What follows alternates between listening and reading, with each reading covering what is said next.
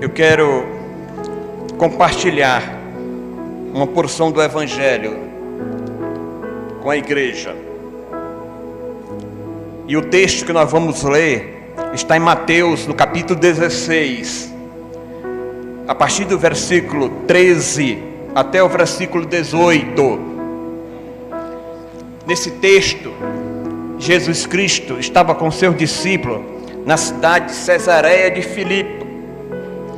E chegando lá, Jesus consultou seus discípulos: quem as pessoas dizem que o Filho do Homem é?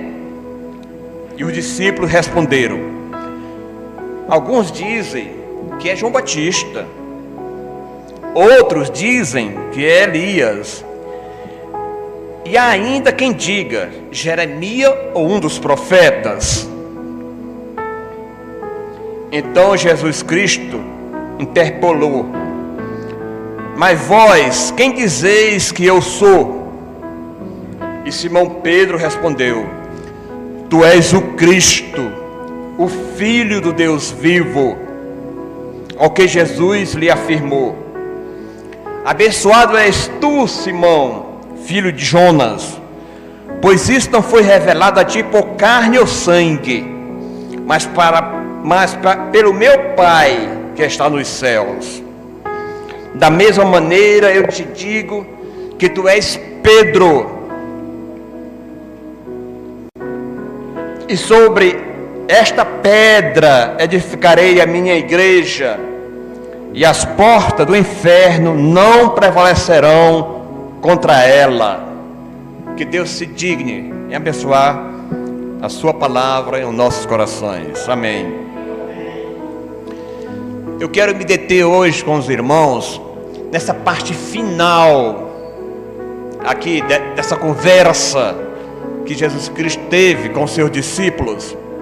Essa parte final que Jesus Cristo afirmou: e as portas do inferno não prevalecerão contra ela. Ela é a igreja, contra a igreja.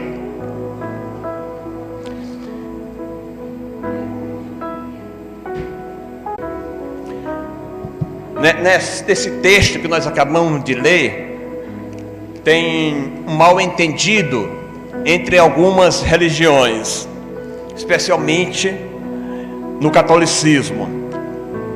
Pastor, fique bem aqui em pé, por favor. Vamos encenar. Quando Pedro respondeu que Cristo, que ele, quem era o Filho do Homem, ele disse que era o Cristo, Filho de Deus vivo. E Jesus Cristo disse: tu és Pedro, e sobre esta pedra edificarei a minha igreja. Para o catolicismo, eles entendem que Jesus Cristo falou assim: que tu és Pedro, e sobre esta pedra edificarei a minha igreja. Para nós cristãos evangélicos, Cristo falou assim: tu és Pedro, e sobre esta pedra edificarei a minha igreja. A pedra foi aquela confirmação que Pedro falou: tu és Cristo, o Filho de Deus vivo. Então foi nesse testemunho que Pedro deu que Jesus Cristo: sobre esta pedra edificarei a minha igreja. Então vamos deixar as discussões teológicas para frente e vamos pensar nessa questão especial que Cristo afirmou: que as portas do inferno não prevaleceria sobre a igreja. Cristo, ele está falando da sua igreja, se refere tanto à igreja local quanto à igreja universal. A nossa igreja local, a Igreja Batista Montes Oliveira, ela é parte da Igreja Universal dos Jesus. Entende, irmão? Então, essa promessa de Cristo, ela alcança, pastor, a igreja local, que as portas do inferno não prevalecerão sobre a igreja de Cristo. Nós ouvimos aqui no início do culto, o pastor falando dos 34 anos de existência da igreja, e que no decorrer desse tempo teve alguns problemas, algumas dificuldades, alguns contratempos, mas a igreja está firme, apesar dos pesares. A igreja continua a sua missão. Então, com isso, nós podemos afirmar que a igreja, no passado, ela tem uma história. Toda igreja tem uma história. No presente, a igreja tem uma missão. Nós temos a missão, irmão, de proclamar o evangelho a toda criatura. Nós fazemos parte da grande comissão de ir pregar o evangelho a todas as nações, a todos os povos, em todas as línguas, para todas as raças. Essa é a missão da igreja. Por isso que nós estamos trabalhando arduamente até os confins do Piauí. Irmão, são 15 cidades ainda sem a presença batista. Nós já temos mais de 100 anos de história batista no Piauí. A primeira igreja batista no Piauí, ela foi fundada em 1904, na cidade de Corrente do Piauí. Irmão, de lá para cá, já se passaram 118 anos. 118 anos. E ainda não alcançamos todo o estado com o Ministério Batista. Nós precisamos abrir nossos olhos como igreja. E no futuro, a igreja tem a sua esperança em Cristo. Ele vem nos buscar até que Ele volte. Então, irmão, a igreja do Senhor Jesus Cristo é uma igreja que prevalece. E hoje é um tempo oportuno. Portas abertas. Hoje é um tempo de urgência. Nós temos que acordar, nos alertar para essa obra missionária. E hoje é um tempo também de mobilização de estratégias. Eu tive conversando antes de vir para a igreja com o pastor, para intensificar os núcleos de estudos bíblicos nos lares. Essa é uma estratégia de crescimento de igreja, pastor. Hoje estamos chamando mais de PGM, pequenos grupos multiplicadores. Nós temos que fazer uso das plataformas digitais, chegar em todos os lares com a transmissão dos nossos cultos, para alcançar mais pessoas. Então nós temos que utilizar essas novas estratégias. E hoje é um tempo de consagração e ação, tudo a serviço do reino. Nós temos que investir aquilo que Deus tem nos dado. Nós temos que ser fiéis na devolução dos dízimos e ofertas para a obra do Senhor, para que não venha faltar mantimento na obra do Senhor, para que os nossos missionários não venham embora, não voltem para casa. Eu sei que não está fácil. Muitos irmãos perderam emprego, outros diminuíram suas rendas. Mas nós temos que nos reinventar. Inclusive, pastor, se tem algum irmão autônomo aqui na igreja que presta serviço, os irmãos devem dar preferência para esse irmão. Se você está precisando do serviço que o irmão sabe executar, dê preferência para ele. O chame para que ele faça o serviço, o seu serviço, desde que também ele cobre o preço justo. Nós devemos privilegiar os comerciantes aqui do bairro, da comunidade da igreja. Você já pensou se todos os irmãos daqui da igreja resolvessem fazer suas compras num mercadinho aqui próximo, e cada vez que você fosse fazer as compras lá no mercadinho, afirmasse: eu pertenço àquela igreja, a Igreja Batista Monte das Oliveiras, e nós lá decidimos em honrar o seu comércio, e nós vamos fazer nossas compras aqui. Queremos que você nos conceda um desconto, um abatimento, tem um preço justo para nós.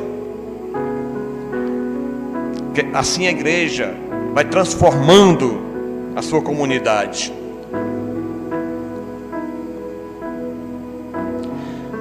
Nós temos ouvido e falado sobre a igreja dos nossos sonhos. É muito comum se falar: eu faço parte da igreja dos meus sonhos. Mas pouco temos ouvido sobre a igreja dos sonhos de Deus. Esse é mais importante, irmão. A igreja que prevalece é aquela igreja que é corpo. Ela é mais do que uma organização. Ela representa o corpo vivo de Cristo. Cristo age hoje através da sua igreja. Se nós sabemos que alguém está necessitando e nós oramos para que Deus abençoe aquela vida, Ele vai nos despertar para que levemos o apoio às pessoas. É por isso, irmão, nós trabalhamos com as equipes médicas, nós realizamos consultas gratuitas, nós distribuímos medicamento de graça para as pessoas, porque nós queremos o bem-estar, nós queremos dar testemunho de que nós amamos as pessoas como Cristo ama elas, que elas saibam que são amadas. Então nós temos que ser esse corpo, a igreja. Nós devemos ser também uma igreja cristocêntrica. A igreja que prevalece, ela é cristocêntrica. Cristo tem a primazia, Cristo é o Senhor, Cristo reina. E também a igreja que prevalece é a igreja serva, é sal e luz do mundo, é o bom perfume de Cristo. É uma igreja vitoriosa sobre o pecado, é vitoriosa sobre as superstições, sobre a maldade, sobre a desigualdade, sobre os preconceitos, sobre a exploração, sobre a pobreza, sobre a fome, sobre a mentira. A igreja que prevalece, ela tem um relacionamento de Cristo, com Cristo, porque é Cristo que edifica. Cristo é Ele que ama a sua igreja, Ele se deu por ela, é Ele que a santifica, Ele cuida de nós. Foi Ele que a comprou, a igreja. Ele é o cabeça da igreja, Ele é o fundamento da igreja, Ele está presente com a sua igreja. Por isso que eu afirmei que a pedra era Cristo. É Cristo, a pedra da igreja, a pedra fundamental. E no texto de Atos que o pastor mencionou, a igreja que prevalece tem um estilo de vida como igreja de Cristo. É perseverante na doutrina, na comunhão, no partir do pão. Tem temor diante dos prodígios e sinais.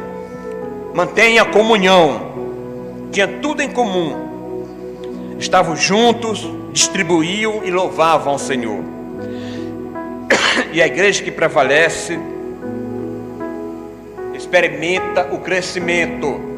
E acrescentava ali o Senhor todos os dias, dia a dia, os que iam sendo salvos.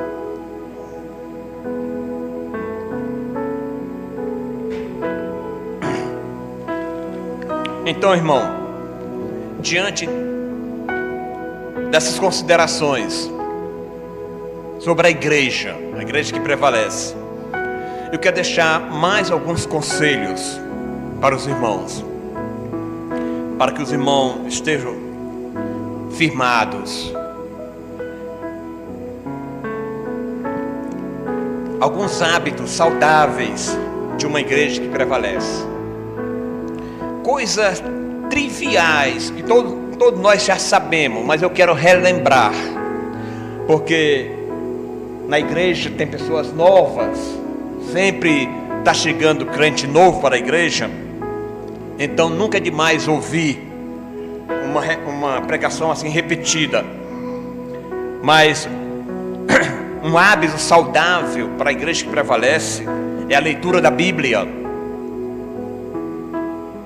Querido, nós devemos desenvolver esse hábito, tornar um hábito saudável a leitura da Bíblia. E para isso, algumas dicas: que os irmãos tenham um horário estabelecido durante o dia. Eu sei que todo mundo tem suas ocupações, tem gente que trabalha de plantão à noite, outro tem uns trabalhos normais, 2 expedientes ao longo do dia, outros têm um expediente corrido, né? Mas o certo é que se você trabalha de 8 a 12 horas por dia, você tem mais 12 horas no dia para frente. E nesse tempo, você pode estabelecer um período para a leitura da Bíblia. Que tal 30 minutos? 30 minutos, pastor? Em 30 minutos, é possível você ler uns 3 capítulos da Bíblia por dia.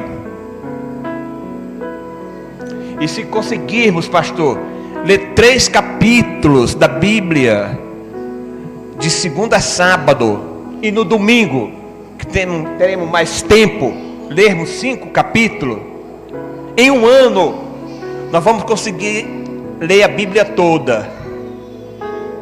Aqui na igreja, alguém já experimentou, já teve a experiência de ler a Bíblia toda, de Gênesis a Apocalipse? Teve alguém que já fez isso?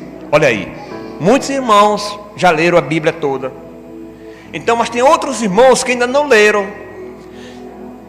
Então é importante, quanto mais lermos a Bíblia, mais inteligentes seremos concernente às coisas de Deus.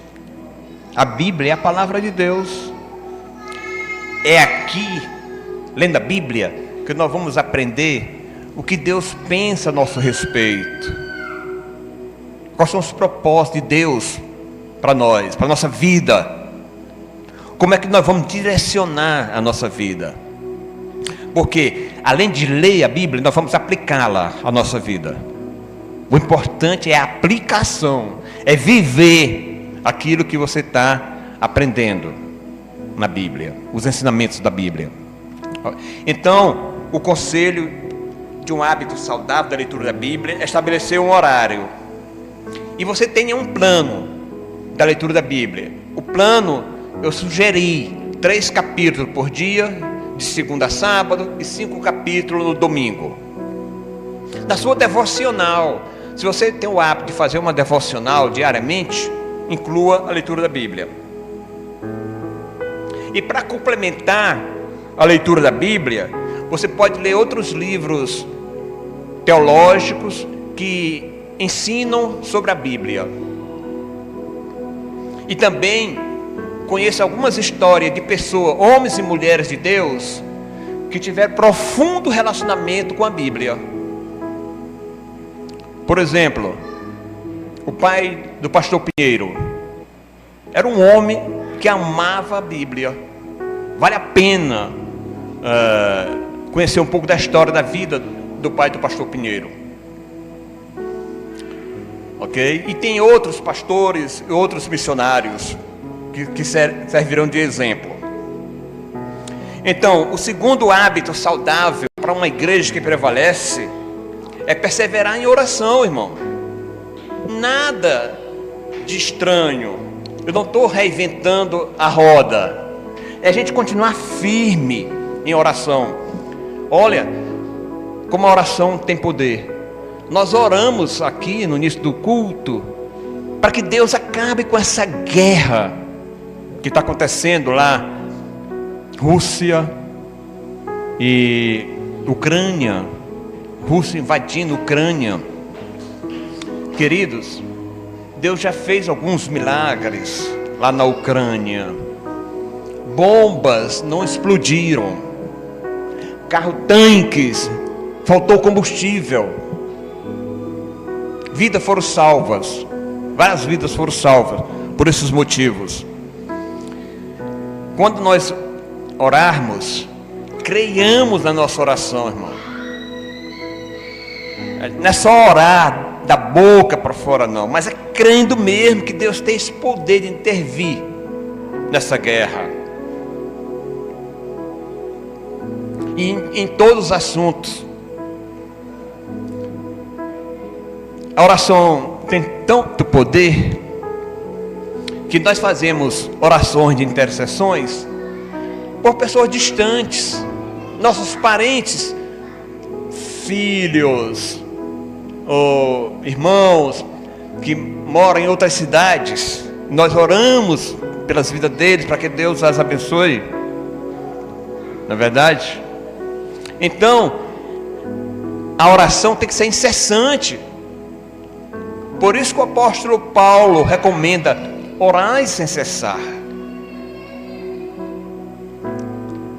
Nós devemos ter prazer em orar durante o dia. Não só aquela oração rápida, quando nós vamos fazer nossas refeições, aquela oração de agradecimento pelo pão de cada dia, mas tirar um tempo mesmo, servir de ministério. Pastor, tem um ministério de mulheres chamado Déboras. Não sei se é do conhecimento aqui de algumas mulheres da igreja. Mulheres que oram. O slogan desse ministério, Ministério Débora, mulheres que oram. Elas oram especificamente pelos seus filhos biológicos. As mulheres têm filhos adotivos, filho do coração, tá certo? Então, vamos orar, porque os nossos filhos, nossas crianças, eles precisam dessa cobertura de oração. O mundo está aí para tragar.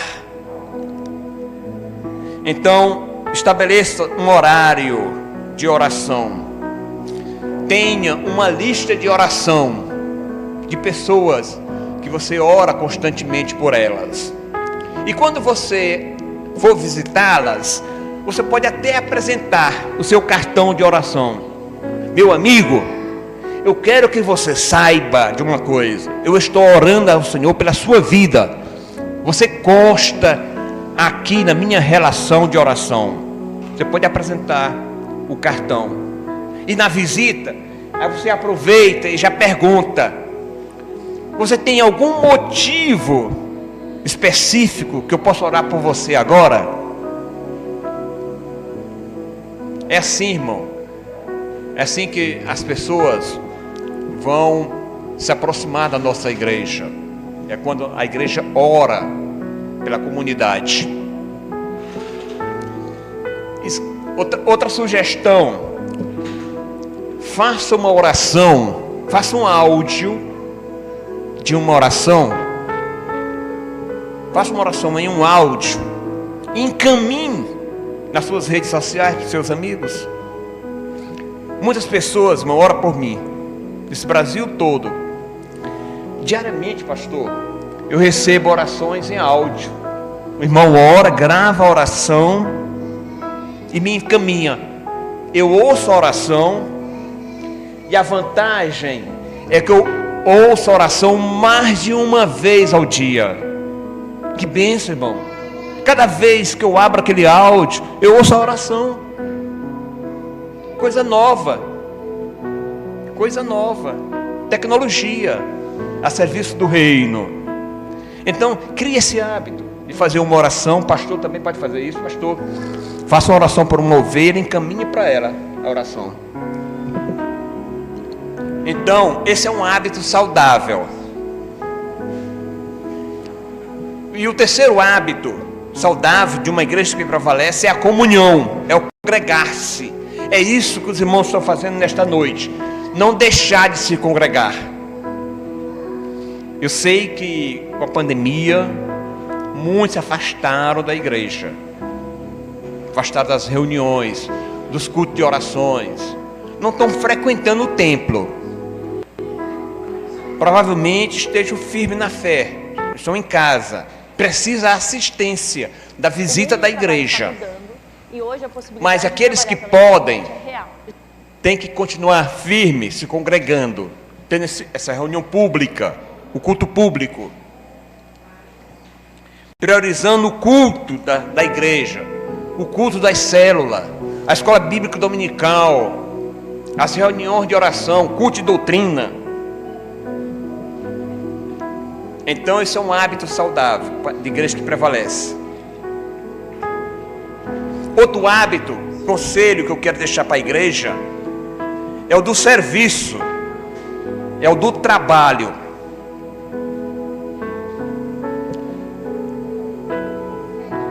Querido, Deus nos deu dons e talentos para a igreja, para o nosso aperfeiçoamento, para o aperfeiçoamento dos cristãos e para o emprego no serviço do reino. Pastor, a frase mais bonita, até hoje, eu já tenho quase 50 anos que sou crente em Jesus Cristo, quase 50 anos. Eu me converti em 1974. Muitos irmãos aqui não eram nem nascidos. Então faltam 2 anos para eu celebrar meus 50 anos de cristão. De lá para cá, a frase mais bonita que eu já encontrei nas igrejas foi: entre para adorar, saia para servir. Pastor, isso é que é ser igreja, pastor. Nos reunimos aqui para adorar, mas no decorrer da semana, ao sairmos do templo, nós vamos servir ao Senhor Jesus Cristo. Nós vamos dizer ao mundo porque somos cristãos. Ok? Então, essa é a missão, nossa missão, é servir. Ser cristão atuante no nosso trabalho, na nossa escola, na nossa faculdade, por onde andarmos, lá no nosso momento de lazer, nos nossos relacionamentos, nas nossas amizades, nas nossas conversas de redes sociais. Ok? Então é isso. E o último conselho é o evangelismo. Tem irmão aqui que tem desculpa, eu não sei evangelizar ninguém. Antes de eu falar, eu queria saber se alguém aqui já teve o privilégio de ganhar alguma pessoa para Cristo. Alguém? Olha, estou surpreendido, que bênção. Amém, louvado seja o Senhor. Olha aí, o irmão já foi usado para ganhar outras pessoas. A igreja primitiva alcançava muitas pessoas. Ela começou com 120 pessoas. Em menos de 20 anos de existência, pastor, a igreja primitiva já tinha mais de 20 mil crentes. Nós estamos celebrando 34 anos. Então, já não sei quantos crentes espalhados pelo Brasil afora, essa igreja aqui já ganhou. Mas nós precisamos ganhar mais. Ok? E Deus vai contar conosco. Você pode ser um evangelista. Você pode compartilhar a mensagem do evangelho com seus amigos, com seus parentes, com seus familiares que não são crentes. ok? Aquilo que você está aprendendo na igreja, converse com as pessoas sobre a Bíblia, certo? Então, é assim que se faz a evangelização. E, se você tiver mais coragem, abra a sua casa para um núcleo de estudo da Bíblia. Ofereça um curso bíblico para seus vizinhos, para sua comunidade, na sua casa. Nós temos na Junta de Missões Nacionais o Evangelho de João com 4 lições, com estudo bíblico, com 4 lições. Eu recomendo que a igreja adquira o Evangelho de João, custa R$1, o Evangelho, e no Evangelho vem 4 lições, um curso bíblico com 4 lições. Se cada irmão aqui conseguir 10 evangelhos, para convidar 10 pessoas amigas para esse estudo bíblico, muitas pessoas se converterão, porque as 4 lições do Evangelho de João é suficiente para abrir a mente e o coração das pessoas para o entendimento de que nós somos pecadores, que Jesus Cristo é o Senhor, que Ele nos ama e que Ele é o nosso Salvador. Então pensem nesse curso bíblico. Para finalizar, irmão, eu não quero mais me alongar. Deus quer que sirvamos a nossa geração hoje. Somos responsáveis pela nossa geração agora. Que Deus, pela sua graça, nos capacite e nos ajude e nos faça assim, sejamos igreja dos sonhos de Deus. É nosso privilégio fazer parte da igreja do Senhor. Nenhuma instituição é tão preciosa como a igreja. Nós estamos afirmando desde o início da nossa pregação que a igreja prevalece. A igreja prevalece. Aconteça o que acontecer, perseguições podem surgirem, mas a igreja prevalece. E os irmãos já ouviram que muitas empresas faliram, empresas grandes que a gente achava que estavam consolidadas, faliram. Então tudo é passageiro, só a igreja de Cristo prevalece, e com o Senhor reinará eternamente. Queremos ser igreja como a descrita em Atos, e isso é possível com a graça de Deus e a unção permanente do Espírito Santo de Deus. E que desenvolvamos a prática diária dos hábitos saudáveis, da leitura da Bíblia, da oração, da comunhão cristã, do serviço cristão, do evangelismo e discipulado para o crescimento da igreja. Que Deus nos abençoe.